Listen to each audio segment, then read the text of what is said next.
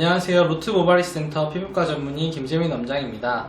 금일은 탈모 치료에 있어서 약물 치료와 모발이식 수술의 장단점에 대해서 비교를 해보도록 하겠습니다. 흔히들 남성형 탈모의 치료를 제일 먼저 생각을 해보면은 약물 복용을 사실 제일 먼저 권해드리긴 하는데요. 물론 탈모 치료는 여러 가지 방법들이 있지만 또 확실하게 효과를 볼 수 있는 방법은 모발이식도 있습니다. 그러면 과연 약물 치료와 모발 이식을 했을 때 어떤 점이 더 좋고 나쁠지에 대해서 한번 좀 설명을 드려보도록 하겠습니다. 먼저 약물 치료는 남성형 탈모의 경우에는 그 남성 호르몬과 관련된 약을 하루에 한 번씩 좀 꾸준히 먹어야 됩니다. 적어도 6개월에서 1년 정도를 먹은 후에 효과가 나타나게 되고, 이렇게 약을 드시게 되게 되면은 이 얇아졌던 모발이 남성형 탈모의 유전적 영향으로 얇아졌던 모발이 점점 더 두꺼워지는 변화를 겪게 되고, 앞쪽에 있는 M자 같은 경우도 조금씩은 내려오는 결과를 얻을 수 있습니다. 하지만 사실 이 좋아지는 정도가 똑같은 약을 먹느라고 하더라도 사람에 따라서 많이 차이가 있는데요. 따라서 한 1년 정도 약을 복용한 후에 어느 정도 변화가 되는지를 보면은 그 효과 정도에 대해서 잘 알 수 있습니다. 또한 여성의 경우에는 사실 먹는 약에 대한 게 좀 제한이 되기 때문에 한계가 있다고 볼 수 있는데요.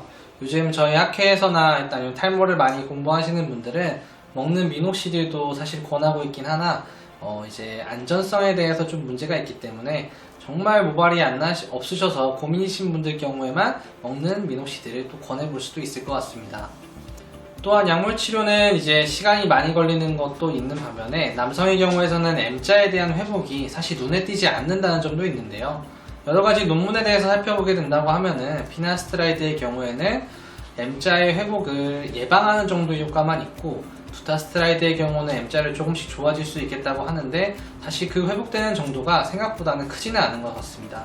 그 외에 탈모의 다른 치료로 메조세라피, 주사를 주사하는 것이나 혹은 LED를 쏘는 것들이 있겠는데요.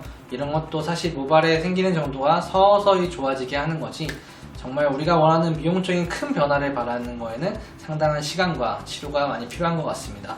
이거에 비교해서 모발 이식 같은 경우는 이제 뒷머리에 호르몬에 영향을 받지 않는 모발을 앞으로 이제 재분배해서 심는 방법인데요. 물론 이것도 회복이 1년 이상 걸리긴 하지만 앞서 말한 어떤 치료들보다 훨씬 더 건강한 모발들이 앞쪽에 생기는 거기 때문에 미용적으로는 굉장히 우수한 효과를 볼 수 있습니다.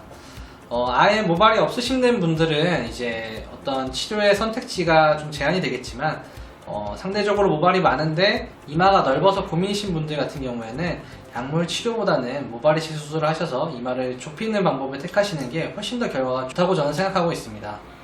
단지 이제 수술적인 거를 생각해 보시게 됐을 경우에는 이제 칼을 대야 되거나 아니면 비절개로 펀치를 대야 돼서 피를 봐야 되는 좀 걱정이 있으실 수 있고요. 마취 과정에서 통증이 좀 많이 생길 수 있기 때문에 그런 거에 대한 걱정이 있으신 분들은 한 1년 정도 여유 기간을 갖고 약물 치료를 해보는 것도 좋을 것 같습니다. 지금까지 약물 치료와 모발 이식 수술에 대한 장단점에 대해서 말씀을 드렸는데요. 차이는 사실 간단한 것 같습니다. 모발 이식의 경우에는 좀 더 확실한 미용적인 결과를 얻을 수 있다. 특히 이마가 넓으신 젊은 남자, 여성분들에게는 굉장히 좋은 결과를 줄 수 있습니다. 한번 잘 고민해 보시고 어떤 치료가 더 좋을지 본인 생각하셔서 가까운 피부과에서 상담받으시고 적절한 치료를 받길 바라겠습니다. 감사합니다.